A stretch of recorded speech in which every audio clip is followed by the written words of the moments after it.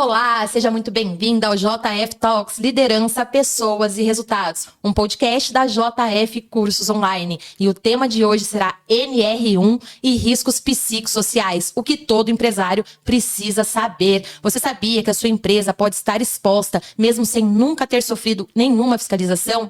Se você é empresário, independente do segmento, do porte, e ainda não se adequou à NR1, esse episódio é para você. A gente não está falando somente sobre ergonomia, mas também sobre riscos psicossociais, saúde emocional e responsabilidade do empregador. Meu nome é Juliane Ferreira, sou consultora organizacional, especialista em gestão de pessoas, formada em Direito, com MBA em Gestão Estratégica de Pessoas pela Fundação Getúlio Vargas, consultora credenciada no Sebrae São Paulo e Sebrae Nacional. E para bater esse papo aqui comigo, eu tenho a doutora Ana Carolina Carneiro, advogada trabalhista. Seja bem-vinda, Ana, é um prazer ter você aqui com a gente. E eu vou abrir para você se apresentar.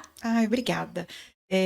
Meu nome é Ana Carolina Carneiro Ferreira, sou advogada formada pela PUC, né? Sou especialista em Direito do Trabalho e Processo do Trabalho e atuo já há 20 anos e já cuidei de várias empresas multinacionais, então tenho um pouco assim de conhecimento para passar para vocês hoje aqui. Estou aprendendo cada dia mais também. Ai, que delícia! Seja bem-vinda mais uma vez. Eu tenho certeza que vai ser um bate-papo muito, produtivo aí, com conteúdo muito rico. Então fique até o final aí para você ficar por dentro sobre tudo em que envolve a NR1.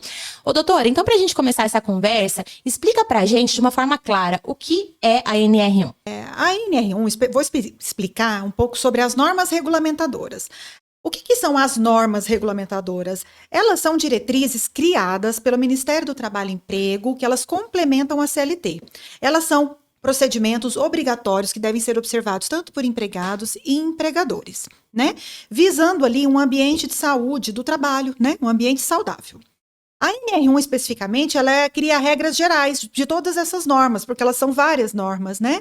E a NR1, ela cria especificamente o gerenciamento de risco ocupacional. E aí, o que foi acrescentado? Por que está se falando tanto na NR1 agora? Ela já existe, né? Mas é que foi acrescentado o risco psicossocial, né? Que agora tem que ser observado obrigatoriamente e tem que estar agora nesse gerenciamento de risco, todas as empresas. Excelente! E o que são esses riscos psicossociais, doutora? Os riscos psicossociais são vários, né? Mas eles estão relacionados especificamente à parte mental, né, emocional do trabalhador e do ambiente ali que ele está inserido, né?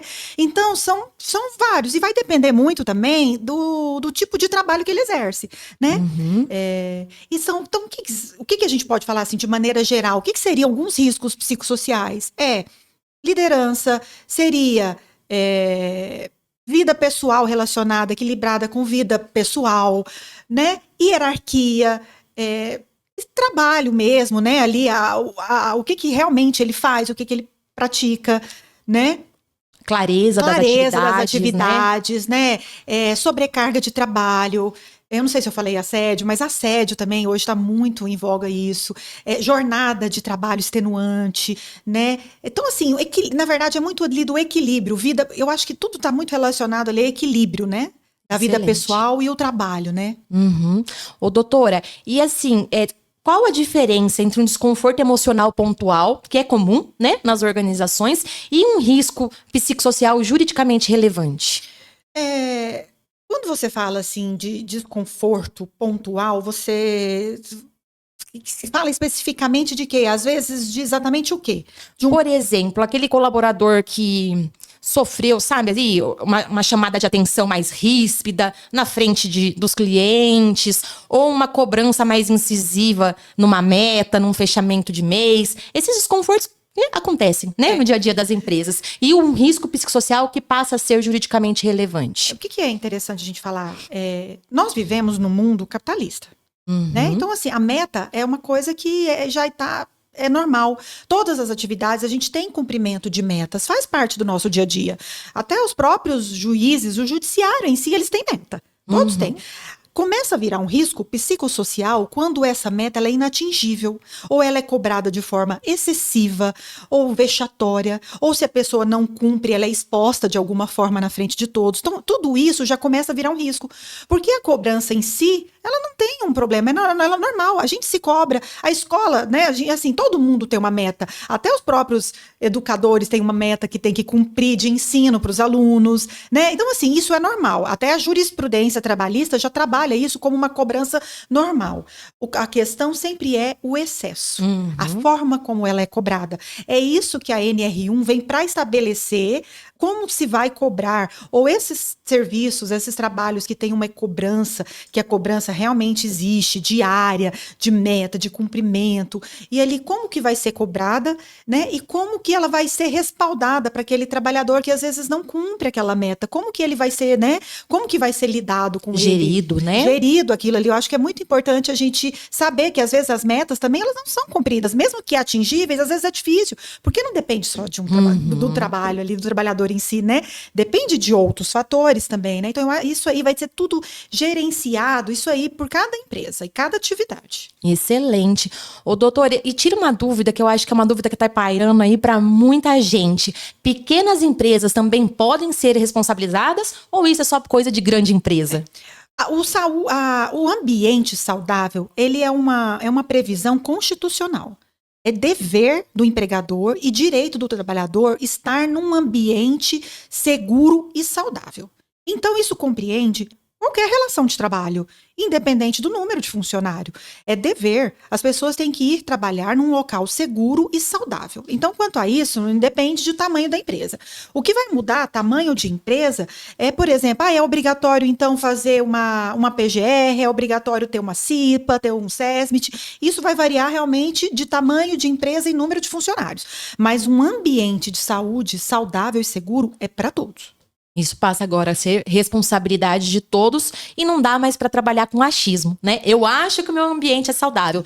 Tem que documentar, né? Aquilo vai ter que passar a ser comprovado, né? Sim. Então, para todas as empresas, é necessário o diagnóstico, o mapeamento dos fatores de riscos. Caso comprovado ali algum fator, fazer o plano de ação e o monitoramento desses riscos também. Isso, né? Isso é muito importante. Sim. Ô, doutor, então vamos sair agora da teoria, né? E vamos para a prática. Se a empresa não se adequar a NR1, não fazer as devidas adequações que a lei exige, o que vai acontecer com essa empresa? O que acontece? Se ela não cumprir, primeiro, se ela não cumprir, né, essas diretrizes, ela vai passar. As empresas elas estão sempre. Assim, elas não estão imunes à fiscalização. E a fiscalização, ela não tem dia, geralmente dia e hora marcado. Você pode sofrer a qualquer momento. Então, você não pode se preparar somente visando, vou ter uma fiscalização tal dia. Não, não é assim. Você pode ser fiscalizado a qualquer... Na verdade, elas acontecem em qualquer momento, que geralmente vai te pegar desprevenido mesmo, né? Então, você tem que estar sempre cumprindo essas normas. O que acontece? Você vai ser fiscalizado, se você não cumprir, você provavelmente vai ser autuado, né? E o pior do risco, você ainda pode sofrer sanções, né? Não só relativas às multas, mas você pode sofrer processos trabalhistas, você pode ser chamado para firmar acordos junto ao Ministério Público do Trabalho, né, para cumprimento dessa norma, né? Então, assim, tem uma série de coisas, além ainda do que a gente tem que se preocupar também, principalmente, é com aquele trabalhador, né? A saúde mental daquela pessoa, né? A gente às vezes pensa só em termos financeiros, eu tô preocupado porque eu vou ser fiscalizado, vai ter uma multa, mas eu acho que a NR1, ela veio para se preocupar mesmo com o ser humano. Sim, né? Só a sua empresa, porque na verdade ele está inserido ali, dentro da sua empresa, por mais que ele seja o seu trabalhador, mas ele contribui para você como empregador, né? Então eu acho que isso tudo é relacionado, é como se fosse um ecossistema, tudo faz parte, tudo está interligado, né? Um trabalhador saudável, ele contribui melhor, a empresa ela cresce de forma melhor. Eu acho que isso foi o intuito mesmo, né? Do risco psicossocial estar inserido na NR1 agora. Excelente, doutora. É muito importante a gente mudar essa visão enquanto empregador. Sair daquela visão mecanicista, né? Que vem lá da Revolução Industrial e deixar de ver o colaborador apenas como um número. Ninguém é robô, né, gente? São pessoas. Sim. Eu tenho que ver aquele ser humano na sua completude, né? E lógico, o estresse, ele é multifatorial. Sim. Não é só ali, não depende só do ambiente de trabalho. Só que agora o empregador passa a ter a responsabilidade de fazer a gestão, né, do seu ambiente organizacional. né? Isso. E volto a falar, tem que ser documentado. Isso, é né? porque a gente tem que, igual você falou, o importante é a gente relacionar os agentes ali, né, estressores, né, do psicossocial e fazer o gerenciamento desse risco mesmo. O que pode ser feito ali, ó, para que diminua, né, ou atenue mesmo aquele risco. A preocupação maior não é só você sinalizar qual que é o risco, mas a preocupação maior é você atenuar, né? É o que a gente já faz em outros, né? Por exemplo, em outros riscos, por exemplo, o risco da insalubridade, você tem o EPI, né? O risco da periculosidade, você tem o EPI. O risco da ergonomia física, você tem o quê? As ginásticas laborais, né? Agora, e o risco psicossocial? O que você vai fazer? É onde entra os profissionais dessa área, né? Para ajudar a atenuar aquele risco. Né? Excelente, excelente. E acho que é importante também a gente frisar, né, doutora, que a NR1, ela passou por essa revisão. Essa revisão passou a vigorar em maio do ano passado. Esse ano já está tendo aí fiscalizações, mas como uma medida educativa. E agora, em maio desse ano, passam a ter as autuações para as empresas que não se enquadraram. Porque houve um ano, né? Isso. Esse período de um ano para adequação. Então, em maio de 2026, não adianta se chegar ao auditor do Ministério do Trabalho e o empresário falar: ah, mas eu não sabia, né? Eu não tinha esse conhecimento. Porque houve um ano de divulgação, de campanha, de conscientização. E agora começam as autuações para as empresas que não se enquadrarem, né? Na verdade, ninguém pode alegar desconhecimento da lei. Sim. Né? E assim, o que acontece? Vai fazer um ano agora que ela já deveria ter sido implementada, e esse período desse um ano era mesmo para se adequar, né? Para se adequarem, tudo, mas ela já é obrigatória. Não pense os seus empregadores que ela não era obrigatória, ela já era obrigatória. Só que ela teve caráter ainda de adequação, uma educação, tem que cumprir isso agora. A partir de maio de 2026, vai ser quem não cumprir vão ter as autuações. Mas se, por exemplo, as empresas já tivessem algum tipo de processo trabalhista, no sentido de as alegações de assédio e tudo mais, ela já responde, né, por isso, principalmente quando tem um risco mesmo ali, né, do risco psicossocial. Então, assim, o interessante é pensar não só em termos de fiscalização, de autuação, mas de atenuar problemas mesmos com os trabalhadores, né? Já devia ter sido, na verdade, já devia ser obrigatório a vida inteira, porque a gente tem que pensar que não é um problema só de autuação, né? O trabalhador que sofre aquela pressão, ele não, além dele não produzir, não estar feliz, ele se afasta. Né? Ele não consegue retornar ao ambiente de trabalho, então ele vira um problema crônico ali naquele local, né? Sim. A autuação, ela é só ali uma coisa ali, um detalhe que vai vir uma fiscalização, né? O problema maior é ali já dentro do ambiente de trabalho. É o que os empresários já sofrem, né? E muitas vezes nem se dão conta, como o presenteísmo, a alta rotatividade, um alto índice de absenteísmo, que são esses afastamentos. Sim. Isso causa um impacto gigantesco na produtividade e no resultado da organização. E passa batido aí, né? A gente vai fingindo que nada está acontecendo e que tá tudo bem. Então eu concordo, vem tarde a NR1 com essa obrigação. Agora se torna uma obrigação legal, né, doutora? Porque se já tivesse sido observado essas questões, já muito problema já poderia ter sido solucionado, né? Porque até esse trabalhador mesmo, que já sofre algum tipo de doença, né, psicossocial relacionada ao trabalho, né? Ou o trabalho também ali atua concomitante, né, ao agravamento de um problema que ele já tem pessoal, porque isso acontece muito, né? Então, às vezes, junta um problema pessoal com um agravamento do trabalho, aí ele se afasta e quando ele retorna, ele também não pode nem ser demitido, sob pena de se considerar dispensa discriminatória. Então, ele é uma situação complexa para o empregador, né? O que eu faço? Eu posso demitir? Não posso? Ele não consegue produzir? Eu tenho receio de deixar ele ali, o problema piorar. Então, é uma situação ali que vira uma bola de neve, né?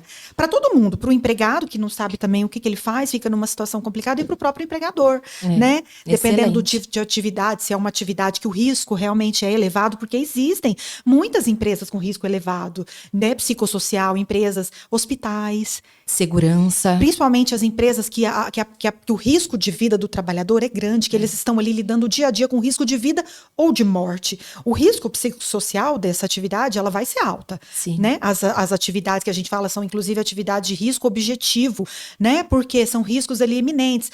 Construção civil, hospitais, né, segurança, vigilância, são pessoas que estão ali vida e morte constantemente. Né? Então, ali, aí a pessoa se afasta por um problema.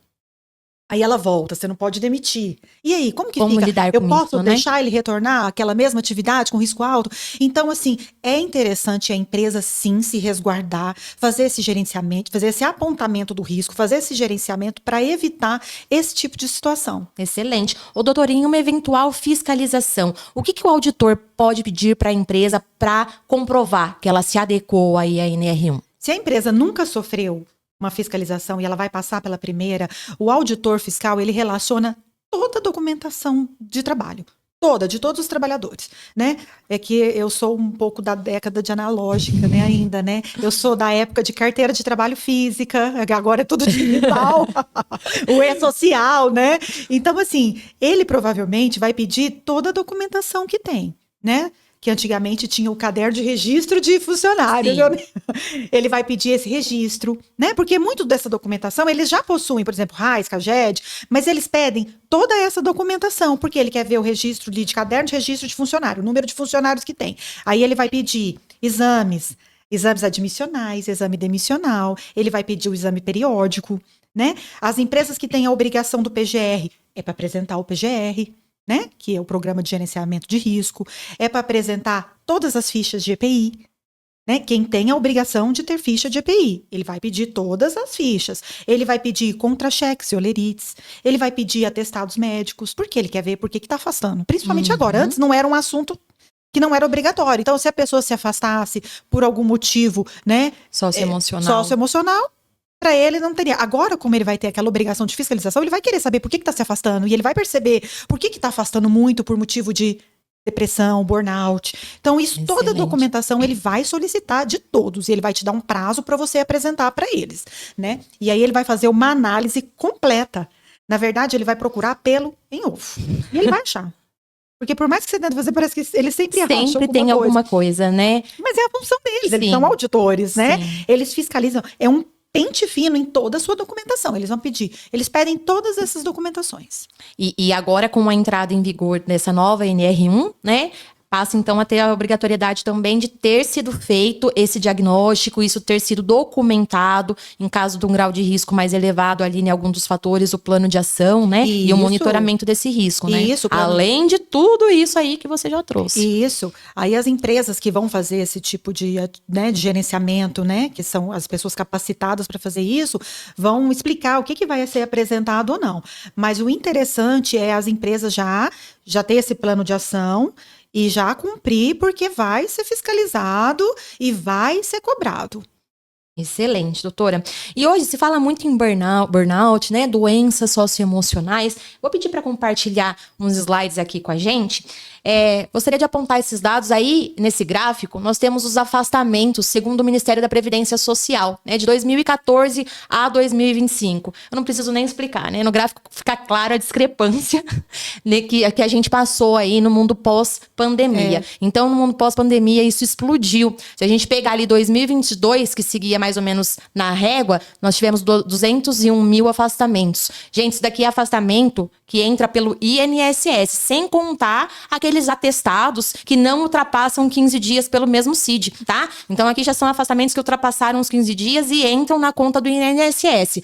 De 201 mil em 2022, passamos para 546 mil em 2025. Lembrando que 2025 já era um ano que já estava, né, em vigor, sendo obrigatória a adequação à NR1, tá? Então, se a gente for ver de 2024 a 2025, ainda teve uma crescente. A conta não fecha, né, doutora? Nossa, a conta não fecha, o INSS não tá aguentando pagar essa conta aqui. Eu acredito que a NR1, essa nova reformulação, vem até por conta disso, né? Eu acho que a empresa ela tem que até se precaver disso, porque muitas das questões do INSS podem vir como ações regressivas.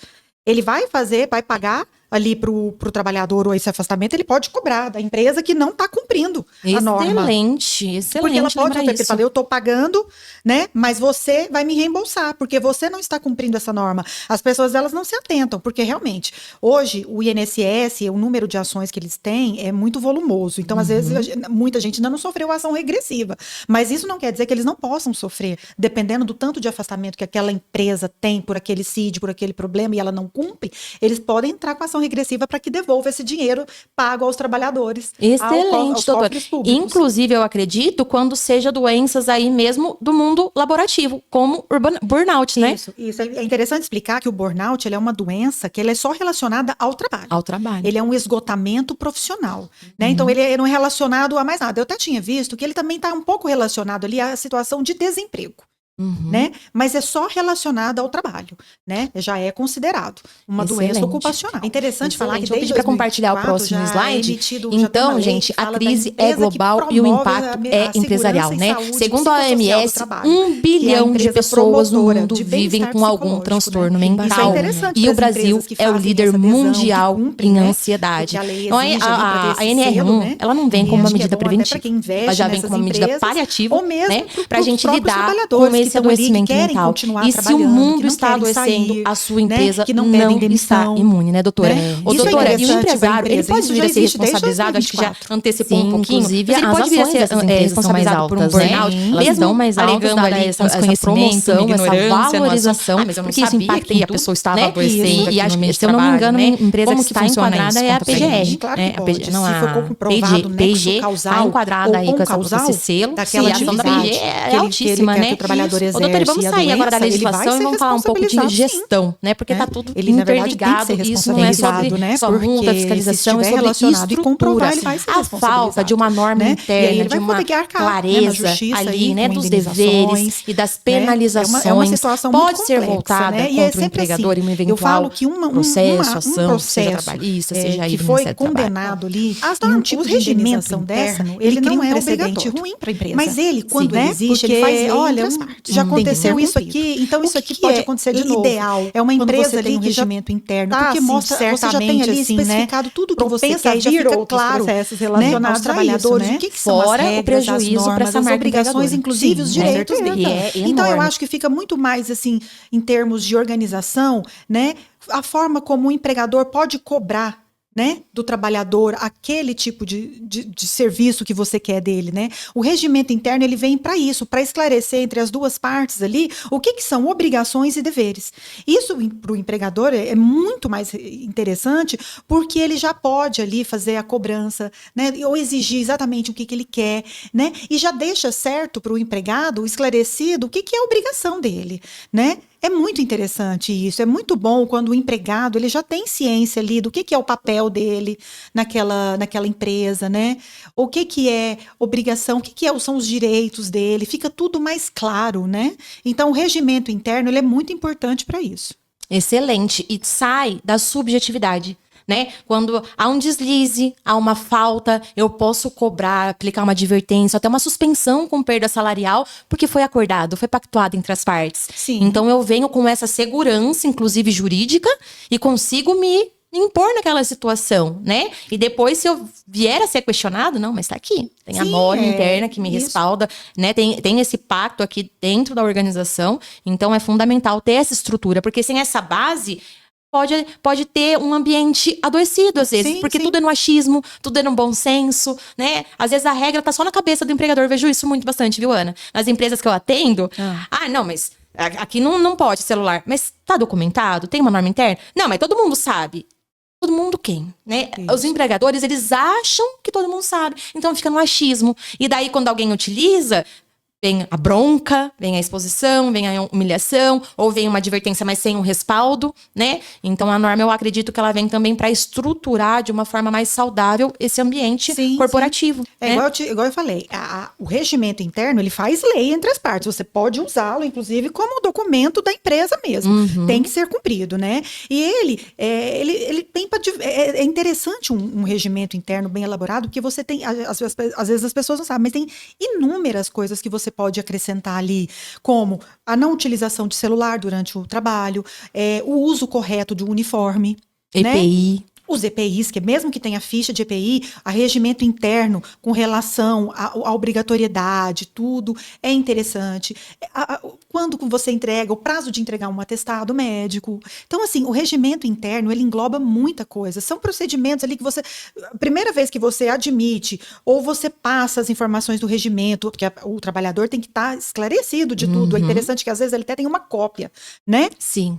Documente que ele tem uma cópia ou que o regimento fique exposto ali, né, de forma que todos possam ter acesso ali, né, diariamente, né, e como também no caso do não cumprimento, quais são as penalidades e a gradação das penas, né, porque existem advertências verbais, advertência por escrito, suspensão e por fim uma justa causa, né, então o regimento interno vem até para essa questão psicossocial, vai poder até colocar, olha, tem que tratar os colegas, né, com educação, com respeito. Então, eu acho que o regimento interno vai ser bom até para ajustar essa parte do risco psicossocial. De como você vive naquele ambiente ali, como que você está inserido, como que você convive com os demais. Eu acho que o regimento interno vai ser muito interessante, até para fazer prova do cumprimento, né? Sim, sim. Eu também acredito. E eu também acredito na importância da adequação desse regimento interno na questão de canais de denúncia. Porque ainda que sua empresa seja uma empresa de pequeno porte, ela tem que ter alguma forma de ter uma denúncia em caso de um assédio moral, um assédio sexual. Se acontecer esse assédio, como o colaborador o que ele deve fazer? Isso. Que canal que ele deve se reportar, né? Para quem ele deve se reportar? Isso tudo tem que estar lá no regimento interno e tem que ter clareza, né? Não basta só estar documentado, não. Isso tem que ser ali declarado. Porque às vezes ele não denuncia, porque a denúncia tem que ser feita pro seu superior. Mas o superior dele é o que está assediando ele. Então, muito que dificulta essas denúncias são você não saber exatamente outra. O canal de denúncia tem que ser um canal que não é ligado à empresa. Sim. Não pode, porque senão a pessoa nunca vai denunciar com medo de sofrer represália. Sim. Então, né, as empresas, né, que vão fazer esse trabalho de gerenciamento, tudo do risco, elas provavelmente vão dar o norte ali de como que vão ser feitas. As empresas que vão ter esses canais de denúncia, tem que ser bem esclarecido, né, que é interessante falar também, o gerenciamento de riscos, né? E esses canais de denúncias não podem ser feitos por pessoas que já são de dentro da empresa. De dentro da casa, não, tem que ser terceirizados, vamos dizer assim, né? Porque senão não vai alcançar o objetivo, né? Tem que vir de fazer fora. Um diagnóstico assertivo, né, doutora? Exatamente. Excelente. E agora vamos para um assunto um pouquinho mais profundo, porque às vezes o risco não está ali no ambiente físico, está no comportamento. Então, doutora, fala pra gente, uma liderança abusiva, uma liderança despreparada, uma liderança mais tóxica, pode ser um fator de risco psicossocial no ambiente de trabalho? Pode ser, não, ela é. Ela é. Né? Ali a liderança, o maior, se você for pensar em termos de estatística, provavelmente o maior risco que vai ter ali, geralmente, são dos líderes, né? Não, até tem entre os seus pares, né? Mas até o assédio, às vezes, ele vem hierarquicamente. Quando ele vem disposto na forma de você entender o que é um assédio, ele vai vir de forma hierárquica, né? Então, os líderes ali, eles são, o nome já diz tudo, né? Eles são os líderes. Sim. O líder não é só cobrar, o líder é gerir. Né? E essa parte de gerir, você tem que entender que você não está gerindo ali um robô, você está gerindo um ser humano, né? Com falhas, com acertos, mas uma pessoa que está ali, não porque ela sente muitas vezes o prazer, mas porque ela precisa estar ali. Então, o líder, ele tem que estar muito preparado, né? Ainda mais agora, né? Ainda mais então, agora. Investir em treinamento, em preparação de liderança, deixou de ser uma opção. Né? Passa a ser uma obrigação das empresas, porque eu concordo plenamente. A liderança é a linha de frente, é a liderança que sustenta a cultura, é a liderança quem faz a gestão ali no dia a dia, né? E se a empresa tem uma liderança tóxica, não tem como a gente não ter um ambiente adoecido emocionalmente, né, e a gente doutora? tem que pensar que até o líder também pode estar sofrendo. Pode estar sofrendo. Então, o gerenciamento tem que prever até esse risco psicossocial do líder, porque ele também está exposto ali ao dia inteiro, às vezes, com o problema dos trabalhadores. Então, ele gere tudo, mas quem vai gerir ele? Sim. Né? Então, a gente tem que estar preocupado, por isso que eu falo em termos de ecossistema. Gerais. A empresa, ela é um ecossistema, então, desde cima, então a gente tem, por isso que o gerenciamento vai ser extremamente relevante, né? Para você fazer todos os apontamentos, porque provavelmente o risco psicossocial do líder não vai ser maior do que os liderados. Olha só, né? Excelente. Então, é importante tudo isso. Então, as empresas que não se adequaram, fazer isso o quanto antes, né? Porque é um caminho ali muito a ser seguido e observado, né? Ô, doutor, e responde pra gente. Um líder, ele pode ser acionado, né? Ele pode vir a ser responsabilizado depois, se for transitado em julgado, uma condenação da empresa por esse fator? Sim, pode sim, que a gente chama de ações regressivas, né?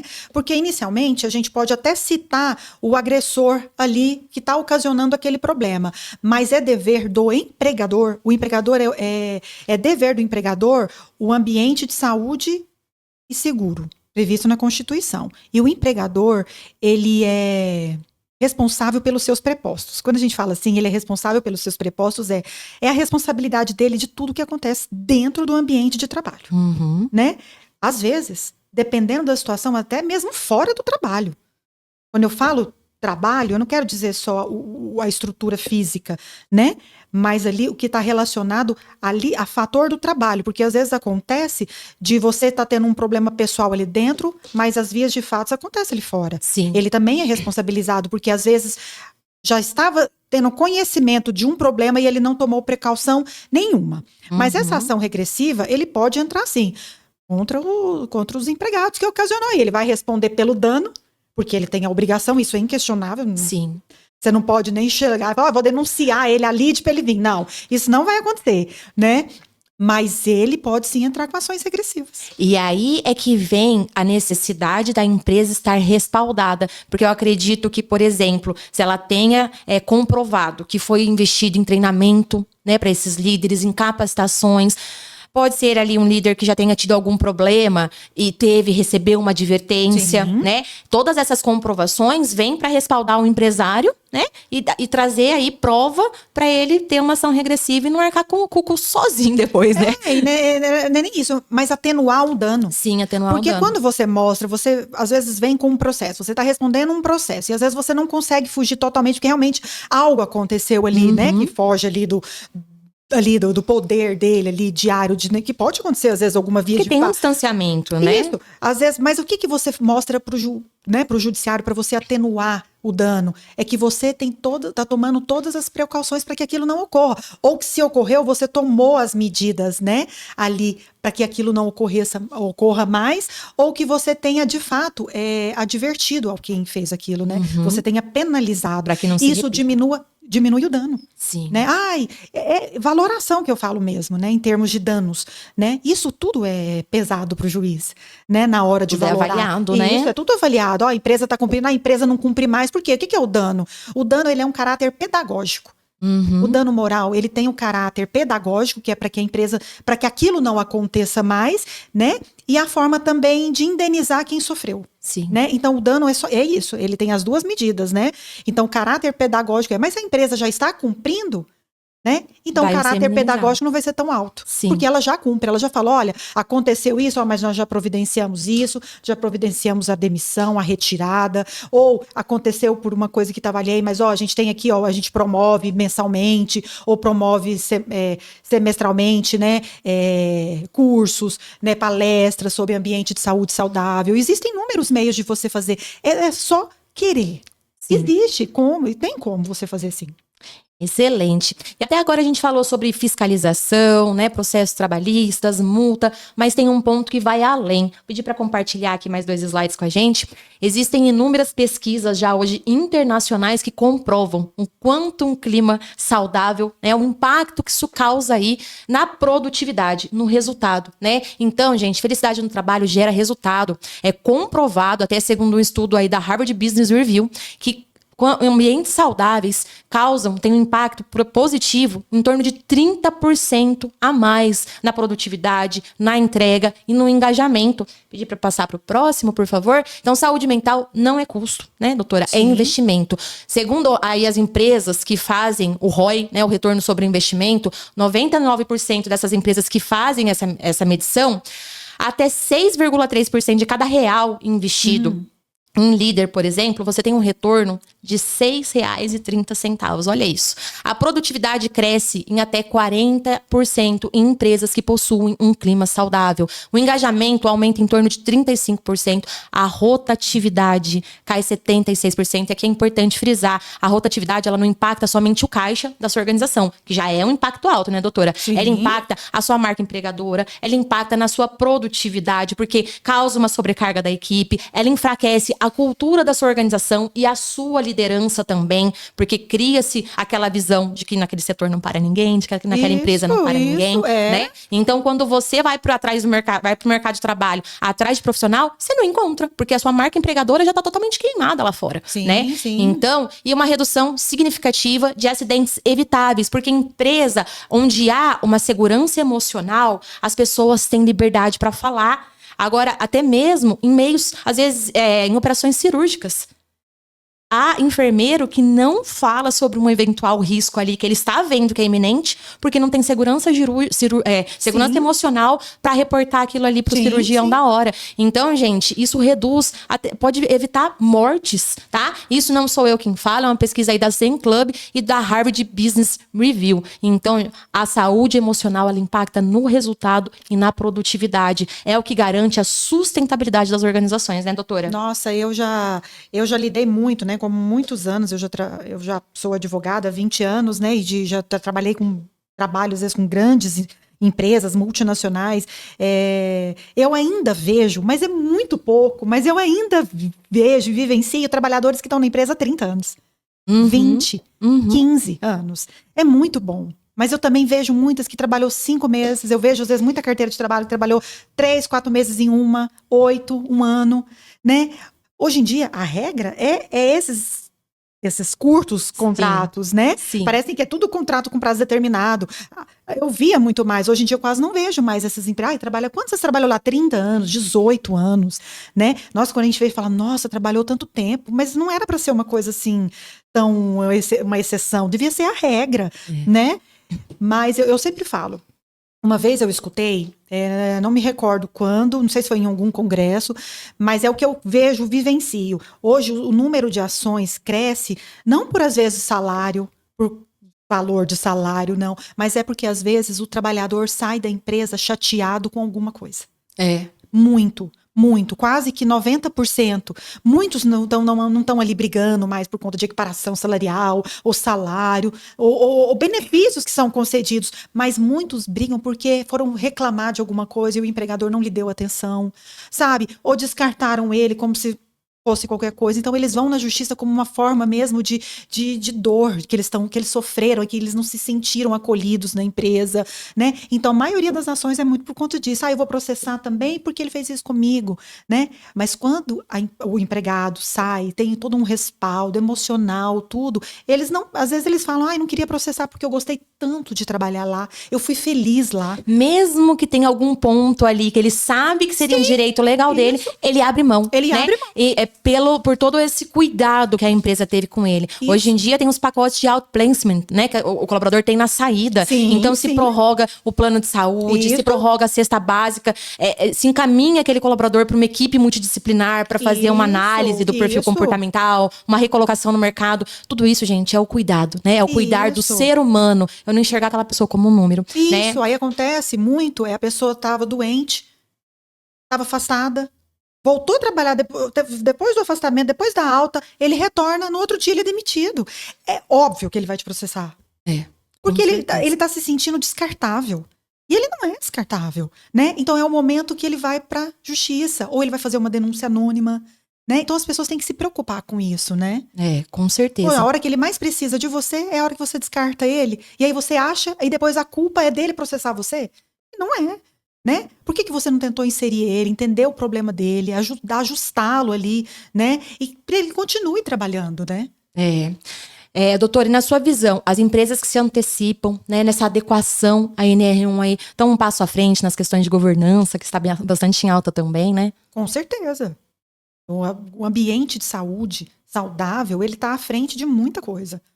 Ele tá... Quem não quer trabalhar? Quem não quer estar num ambiente com que promove a saúde psicossocial das pessoas, né? É extremamente relevante. Todo mundo quer trabalhar, quer estar inserido naquele meio. É muito interessante. E às vezes, mesmo em cargos onde há uma disputa acirrada no mercado, como o ramo da tecnologia, né? A pessoa, ela quer ficar, né? Ela nega propostas, às vezes até mais vantajosa, porque ela quer permanecer, porque ela se sente pertencente naquela organização, né? A gente fala assim, não é exatamente só de estabilidade financeira, mas estabilidade mental. Emocional. Sim. Isso é importante. A estabilidade emocional, às vezes, vai valer muito mais que até próprio dinheiro. Sim, com certeza. Então, depois de tudo que nós falamos aqui hoje, né, fica claro que a NR1 não é apenas uma obrigação legal, né, doutora? É uma norma que vem aí para revolucionar a gestão de pessoas, conforme a doutora falou, já existia, mas agora inclui essa obrigação do diagnóstico dos fatores que podem causar algum risco psicossocial. E se você ainda não se adequou e quer adequar a sua organização, porque essa regra vale para todos, para qualquer empresa, a partir, se você tem um colaborador seletista, você já tem essa obrigação legal de se adequar à NR1. Clique no botão aqui da descrição desse episódio. A JF Consultoria Organizacional está uma empresa capacitada e preparada para fazer o diagnóstico na sua organização com ferramentas validadas cientificamente e também um método seguro e eficaz já testado que vai te dar todo o respaldo, como a conscientização dos seus colaboradores e dos seus líderes antes da realização do diagnóstico de risco psicossocial. Clique no botão abaixo e saiba mais. E para você também que esteve conosco aqui durante todo esse episódio, vou compartilhar um e-book trazendo aí de uma forma clara e objetiva o que é a NR1. Nesse e-book também tem um autodiagnóstico para o empresário mesmo fazer e já ter ciência, ampliar a sua percepção de se a sua empresa está vulnerável ou não, quais são os principais fatores que podem estar causando algum risco psicossocial no ambiente organizacional. É importante eu frisar que esse autodiagnóstico não vai suprir a necessidade legal, né? Que é fazer um diagnóstico aí validado cientificamente, aplicado por um profissional técnico habilitado, tá bom? Mas já fica aí para você interpretar um pouco melhor a lei e também se antecipar. Se você gostou desse episódio, não se esqueça de deixar o seu like, de seguir a página, para que a gente possa trazer conteúdos como este aí e trazer essa conscientização a respeito de assuntos fundamentais e importantíssimos em gestão de pessoas. Doutora, foi um prazer, espero que você tenha gostado desse bate-papo. Eu adorei, eu espero ter contribuído, ajudado um pouco, porque nós estamos também aprendendo, né? Sim, agora, todo dia, né? Todo dia a gente aprende, a gente vai se adequar. O importante é todo mundo cumprir a regra e, na verdade, pensar mesmo num todo, né? Pensar exatamente a finalidade para que ela foi criada, né? O bem-estar emocional das pessoas, né? A importância é o que é o mais importante disso, né? É a multa, essa fiscalização, a multa, ela é irrisória perto do que um ambiente, um clima saudável pode impactar, né, nas empresas. Eu acho que o mais importante é justamente isso, é a conscientização, né? A vida humana, ela não tem preço, ela não tem valor, né? Ela não é... né? É difícil até numerar o valor de uma vida. Então é mais isso, a gente tem que se preocupar muito. Sair desse individualismo, desse egocentrismo e passar realmente a nos comportarmos como seres humanos, né, doutora? Sim. Doutora, uma lembrancinha em nome do podcast aí, pela sua participação.